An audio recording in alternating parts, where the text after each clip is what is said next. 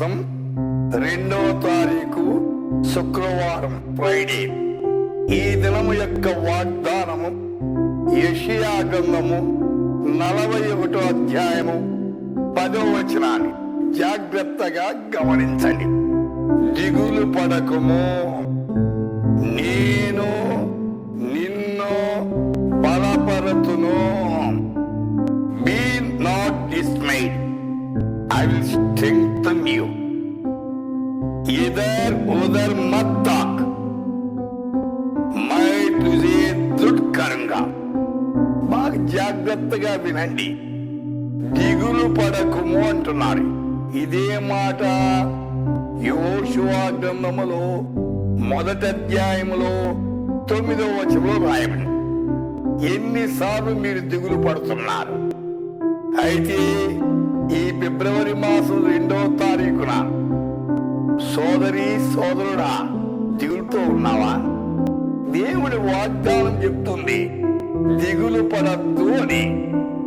ఆ తరువాత యెహోషువ గ్రంథములోని 8వ అధ్యాయములో 1వ వచనములో జడియకుమో, డు నాట్ ఫియర్, ఏం భయపడవలసిన పనిలే. అయితే కీర్తనకారుడు ఒక మాట చెప్తున్నాడు. 27వ కీర్తనలో మొదటి, యెహోవా నా ప్రాణదుర్గం, స్ట్రాంగ్ హోల్డ్. ఆయన మన ప్రాణదుర్గం అంటే. కీర్తన 89:11లో యెహోవా తన ప్రజలను బలమును అనుగ్రహించను. అవును, ఏదైనా మీ డ్యూటీలో గాని దేవుని బలం కావాల. మన స్వబలము కంటే దేవాది దేవుని బలమును పుంజుకోవాలి.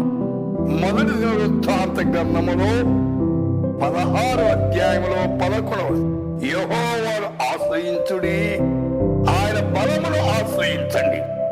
దేవుని బలాన్ని పుంజుకోవాలండి.